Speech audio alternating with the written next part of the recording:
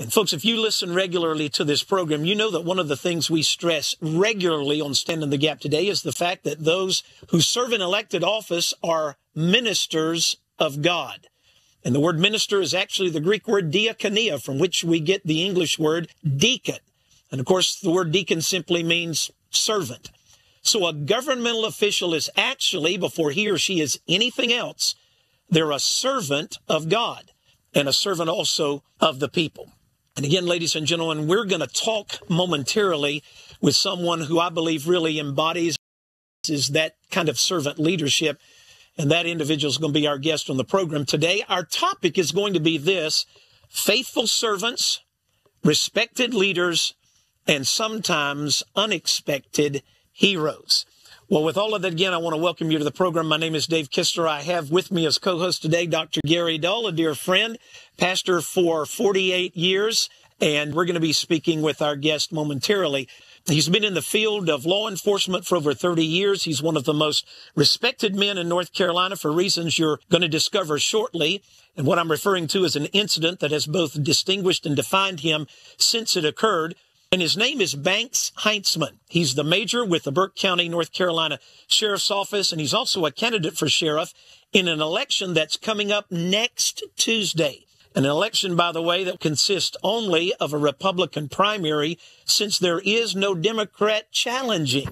So the primary winner next Tuesday will be the next sheriff of Burke County in North Carolina. Banks, it's a delight to have you on the program. Thank you for being our guest today on Stand in the Gap today. Thank you. I really appreciate the offer to come and be on your program. Thank you so much for having me. Well, it's a delight to have you, and I want to start here. You and I met last Friday, had a wonderful conversation, and I asked you this question when we were meeting over lunch, and I'd love for you to share it with our listeners if you would. How did you initially get involved in the field of law enforcement? Something early on just pushed me towards law enforcement. I was working at a mental institution here in Morgan called Broughton Hospital, and I decided I wanted to go into law enforcement, so I went to the basic law enforcement training program during the day. I worked third shift at night at Broughton Hospital, and that was a tough 16 weeks. I'd work third shift, get off, go to my grandmother's, lay down for about 15 minutes, and get up and go to basic law enforcement training. Shortly after I graduated that program, one of the deputies here asked me, why don't you come apply at the sheriff's office? And I had no idea where that application would take me throughout my lifetime. It's been such a blessing to have served the sheriff's office. I started in the jail and saw very quickly how important it was just building good relationships with even our inmates in jail, how much that would help me down the road throughout my career. Just treating people fair and firm and treating people really just like you'd like to be treated. And when I hit the patrol division, was a deputy sheriff, I saw how quickly those people that I had those interactions with in the jail, I was able to, if I was involved with those people, just de-escalate situations they were involved in. They would give me information on stolen property, wanted people, just by giving people a fair shake. And I saw how important that was. And that was a lesson that I have used throughout my career at the sheriff's office, just treating people good. And you get a lot of return out of that. So during my term at the during my career at the sheriff's office, I've worked in many capacities. Like I say, I started in the jail. I've worked as a patrol officer. I've been a detective. I've been a patrol sergeant, a patrol lieutenant. My sheriff at the time asked me if I was interested in becoming the chief deputy. I was promoted from lieutenant to chief deputy. I've been the chief deputy for the past 15 years. I've served in that capacity for two different sheriffs, which is really an honor to be able to serve in that capacity. Being chief deputy, I do a lot of different things, make sure that our deputies are properly appointed, make sure we're hiring the right people. Internal affairs has been a part of my job. I've conducted investigations on officers that work here and, had to deal with, everybody makes mistakes throughout their lifetime, and officers are no different. We're just humans. And so doing internal affairs gives me the opportunity to make sure that the sheriff's office is doing the right thing. What do you think is the number one challenge for law enforcement officers today? Gosh, I think right now it's recruiting and retention for law enforcement agencies.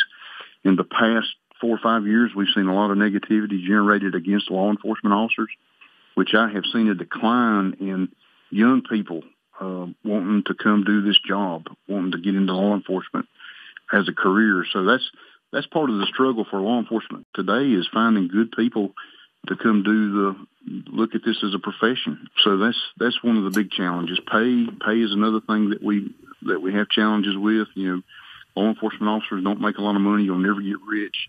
I think that the benefits of being a law enforcement officer is serving in your community, especially if you live where you work.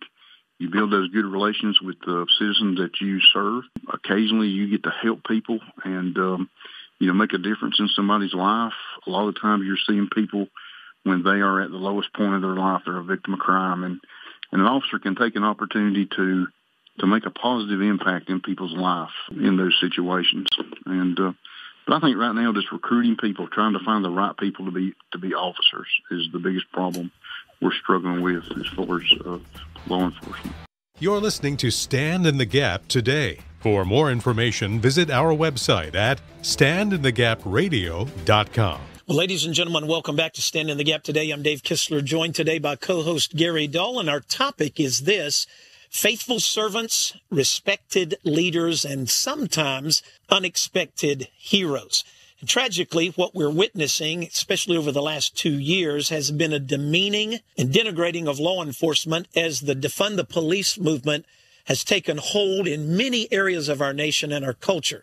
And as a result, I think what we're witnessing is the dire consequences of that movement, evidenced in skyrocketing crime, escalating disrespect, and a host of other issues as well. And I, for one, and I think I'm speaking for Dr. Gary Dull as well, am an unashamed, unafraid, and unequivocal supporter of our men and women in law enforcement. And while I know that there's bad eggs in every profession, even the ministry, and there are certainly some in law enforcement, I've personally never dealt intimately with one bad law enforcement official.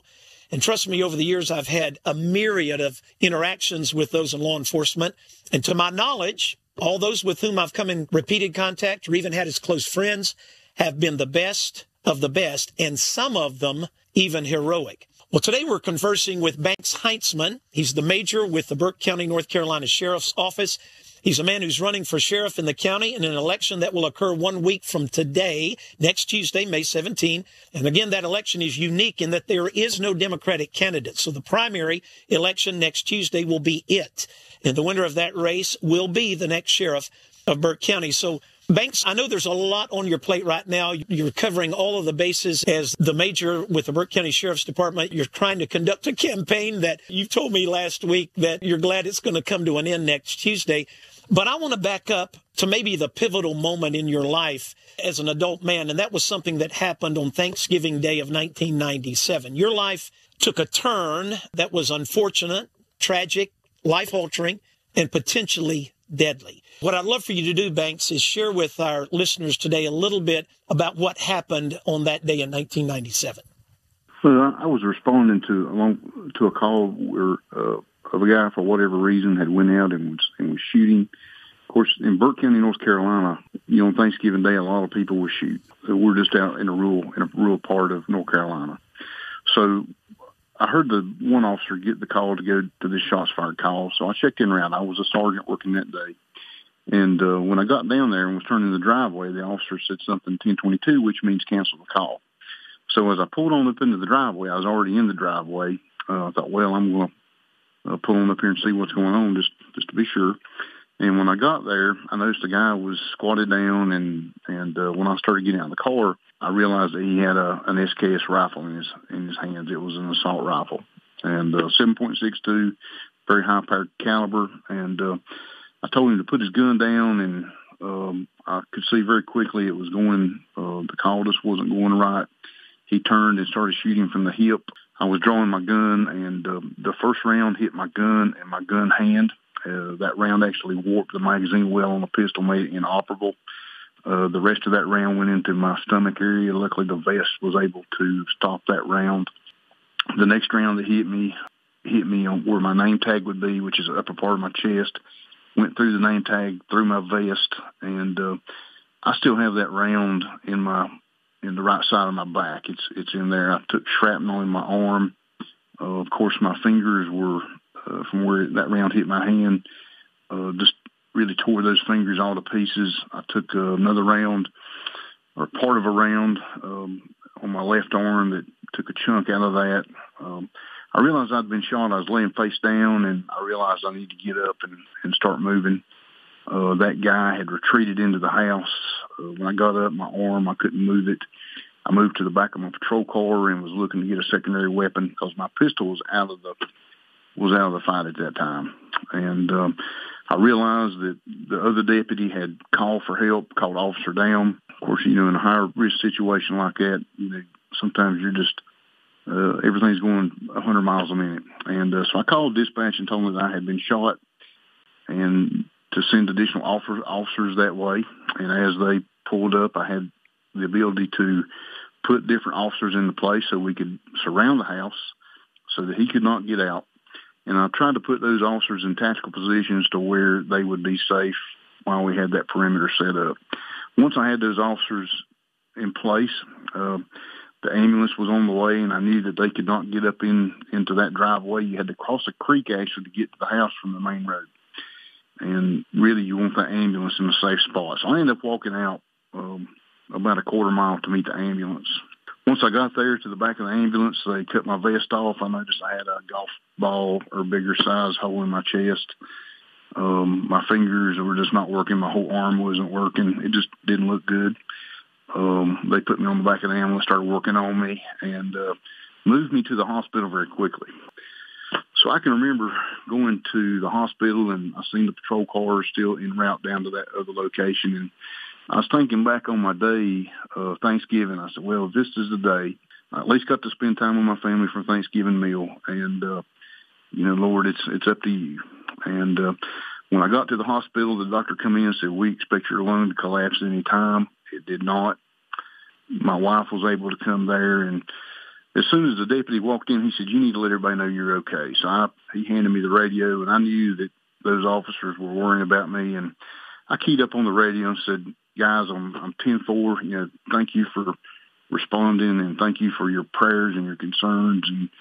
And I know one of the officers that was there working the scene, he said, man, there wasn't a dry eye on the porch when you said that. Just sitting here and listening to you share that is bringing tears to my eyes. And I just can't imagine what you must have been going through. Thanksgiving Day, is a very special family day. Of course, you did get the opportunity to spend some time with your family, but I feel like crying now in light of what you shared. And once again, I just want to say thank you very, very much for your service. And of course, you've been recognized and honored for your response under fire on that day. That is a recognition that has brought a response into your life that has caused you to continue to do duty under extreme circumstances. Why don't you share some of that with our listeners, if you would, please? I have a friend that has worked for Glock International and also now works for North Carolina Justice Academy. He trains officers, and he put together an officer survival course. And in that, there's a lot of tactics that he teaches. And one thing and I had went to a class similar to this about 6 months before I was shot. They run you through a fast-paced combat shooting drills, and they give you 2 street names. And at the end, you run the course. Of course, your heart rate's up, and then at the end, you have to give those 2 street names. You got to remember those names. And just running that course that day, on that day when I was shot, thinking back to those things that he had us do, I think helped me prepare to stay calm. I was cited for being very calm by a lot of different people, and I was actually awarded the Purple Heart. They have used my audio and my vest, pictures of my wounds, in a officer survival class that he has taught around the country. I credit two things. One thing, the training that I had went to before I went to the call where I was shot. The other thing is, and people say that my actions were heroic. I don't look at it that way. The good Lord sat down in the pilot seat and moved me where I needed to be, and got me to where I needed to be. And I credit him. I give him all the credit. There's no way I could have done what I did that day had he not just sat down in the pilot seat and helped me get there. So those are the 2 things that I credit for being recognized that day. Banks, let me say this. I concur with Gary completely. Of course, I heard this story last Friday when you and I sat down over lunch, the first time I'd ever had a chance to meet you face to face, which I really wanted to do. And I'm thankful for a mutual friend that you and I have that set up that meeting. I know, Banks, you don't consider what happened to you that day and your response heroic, but I think everybody else that's listening to the program would disagree with you on that and consider you to be the epitome of heroic in that how you responded. It's not getting shot that makes a person a hero, but it's how one responds after that. And for you to walk a quarter of a mile out to the ambulance so that the ambulance didn't have to come into the shooting zone and anybody risk being shot, to me, is the very epitome of heroism. For the sake of our listeners, just share how you came to faith in Jesus Christ. I was probably in the second or third grade, and we were going to Calvin Heights Baptist Church. That's a church in Morganton, North Carolina. My grandfather was there, actually helped build that church. His name's on the stained glass windows there, and so I grew up in that church, and they send us every summer to South Mount Baptist Camp, and that's a camp that's faith-based, and there's a lot of activities for kids to do during the summertime, and I went down to that camp, and there was a pastor there. Everybody called him Preacher Lineberger, and he was, famous in that area for having a great camp and really trying to spread the gospel and help young people come to Christ. And we went to a service there at one of the cabins, and he led the invitation, and I just really felt the Holy Spirit get a hold of me, and I can remember going to the altar and just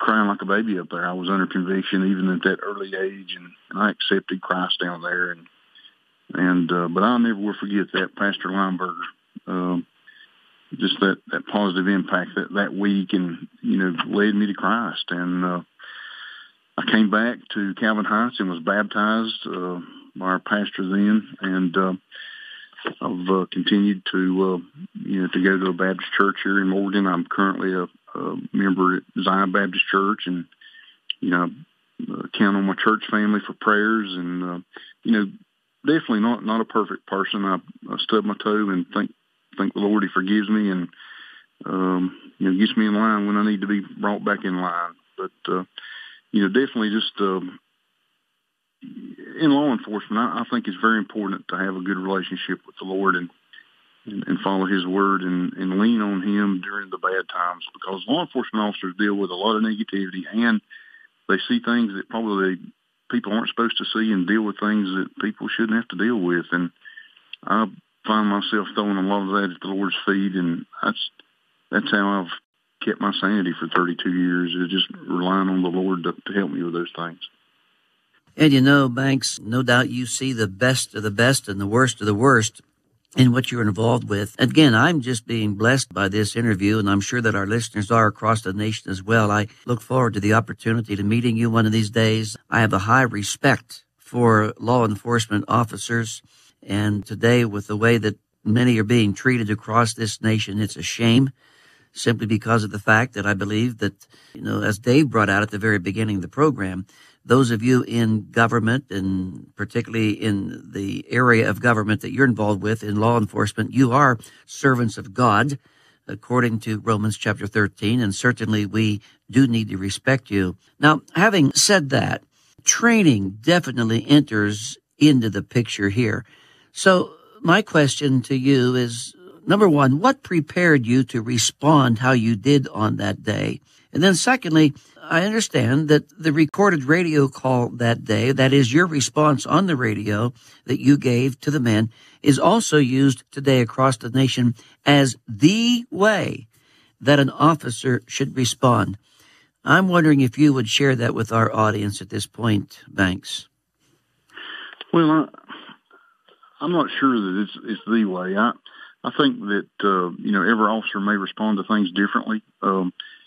He uses that audio recording of, number one, I was able to remain calm, even though I'd been shot multiple times, and just was very clear with talking to the dispatch what I needed, what we needed to get down there. And, I think that's just coming from that week-long training that we had, and, they really ramped up the training that day and really pushed us pushed us hard and put us under difficult scenarios. And I think training is definitely a big part of law enforcement. You have got to train for the bad days, and it don't matter if it's raining, if it's snowing, you got to train those days, because on the day that you may be in a situation like I was in, I mean, it may be raining or snowing, or, no telling what you're going to be in the middle of.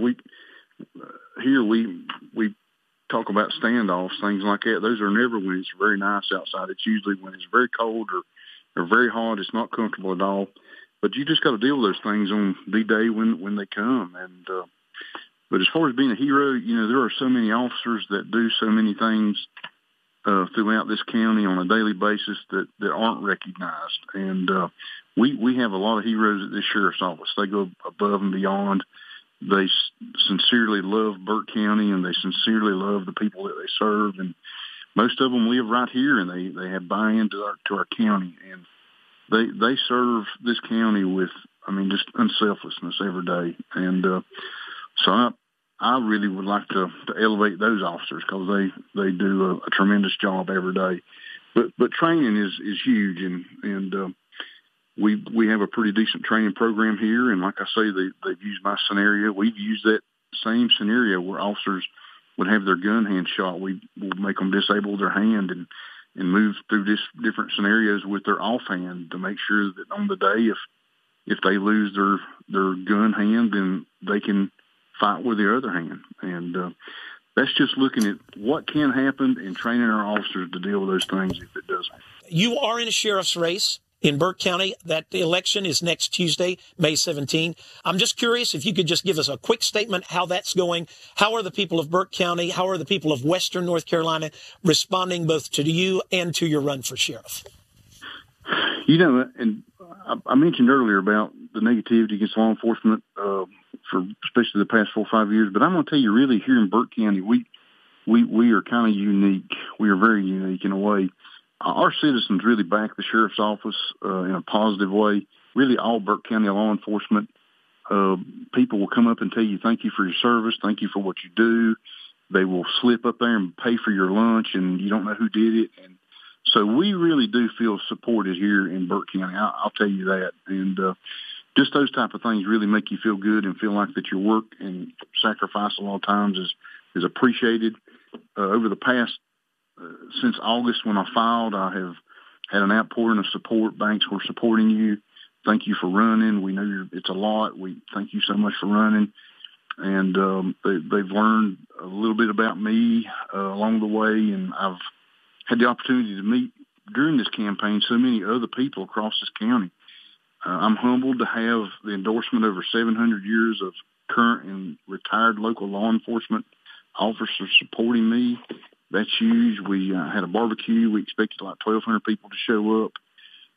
It was about, I think we served about 1,600 people that day at my barbecue. And that was just very humbling to have that support from the county. And I'm just very appreciative of Burke County. I am so proud of Burke County.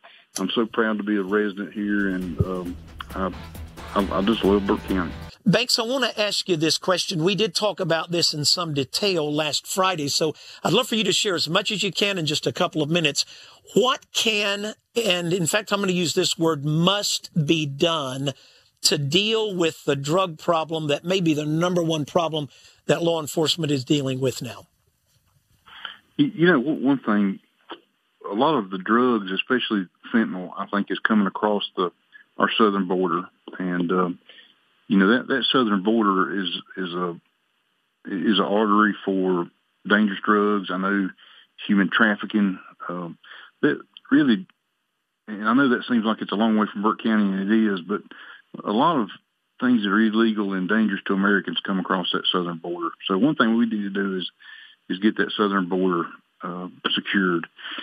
Fentanyl is a dangerous drug. I went to an awareness program training about that. There was about 50 officers in the room.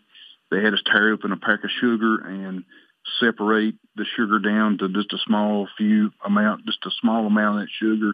And the instructor said, that amount right there is enough to overdose everybody in this room. That would kill everybody in here. And that shocked me about how dangerous fentanyl is. And these drug dealers they are using fentanyl to lace either heroin or meth to increase the high, but sometimes that amount that they're putting in there becomes lethal. And that's why, not just in Burke County, but across this nation, overdoses are on the rise. That this fentanyl is killing people. And I heard just the other day that they were pressing fentanyl down into small pills and selling it as Xanax. And people are taking that and dying from that. I don't understand as a drug dealer why you want to do that. But they are killing people. And there's always been a drug issue across the United States. But the fentanyl has really brought it to the forefront because of the overdoses, and people are dying because of that. So we need to work on catching these drug dealers and traffickers as they're moving through I-40, I-77. Those are major arteries. We got to continue to educate our citizens, and especially our young people, of the dangers of selling and using illegal drugs. I can't think of a lot of crimes throughout my career that I've seen that wasn't committed by somebody that wasn't on drugs, or they were committing the crime to obtain drugs. One thing we got to do is find programs to help people get off of drugs. That's for users, low-level offenders. I want to help people get off of drugs. For people who are selling and carrying trafficking amounts of these drugs, we need to incapacitate those people. Get work with our district attorney's office, wherever you're at, to make sure that these people are being incapacitated. We put them in jail or prison, and just really work on that sentencing structuring of these people that sell and traffic these drugs. We've got to get that stuff off the street, and that's the way you do it. Cut the snake's head off. Yeah, there's no other way to say it. In fact, I was so impressed when we talked on Friday about how determined you are to deal very directly with those that are the drug dealers and those that are trafficking the drugs that are killing so many. And you, I think, well, actually, it was your friend, our mutual friend, that put some salt on the table and showed, like you were described verbally just a little bit ago about the sugar, about how few grains of fentanyl it takes when it's laced with another drug for that to become absolutely lethal. Gary, I want to go to you. Before we wrap up the program, we have just about a minute. I'll let you make a final comment. Then I want to ask you to pray, not just for Banks and his safety, but I want you to pray for every law enforcement individual in this country who's standing up and doing what's right for the benefit of the American citizenry. Okay, Dave, I will. And Banks, I want to thank you very much for being with us today. And ladies and gentlemen, I want to encourage you to support our law enforcement officers. Whether you're talking about the borough, the city, the county, the state, whatever the case, those men and women are there to protect you, and they're doing a service unto the Lord, according to Romans chapter 13. Sure, there are some bad officers. We know about that. But the big majority of them are good. They're placed in there by God, and they deserve our ultimate respect. And Father, today I want to thank you for Brother Banks. I thank you for the way that you've worked in his life. Lord, I just pray that you'll grant him strength daily. And we know that he's still suffering some of the ramifications from that time he was shot back in 1997. I would pray, dear Lord, that you would give complete healing from that. Even as I understand it today, he's been visiting the doctor simply because of the residuals from that shot. And so, Father, I just ask and pray that you'd provide for him, but for all of our police officers across the nation, strengthen them, provide for them, protect them, and use them for your glory. In Jesus' name I pray. Amen. Well, Banks, thank you for being on the program. My friend, would you tell us quickly, what is the website if people want to find out more about you? You know, it's banksforsheriff.com. Banksforsheriff.com. B-A-N-K-S for sheriff. Yep. Banksforsheriff.com. If you want to know more about our guest today, Banks Hinceman, go there. Ladies and gentlemen, join us tomorrow, 23 hours from now, for our next installment of Stand in the Gap Today.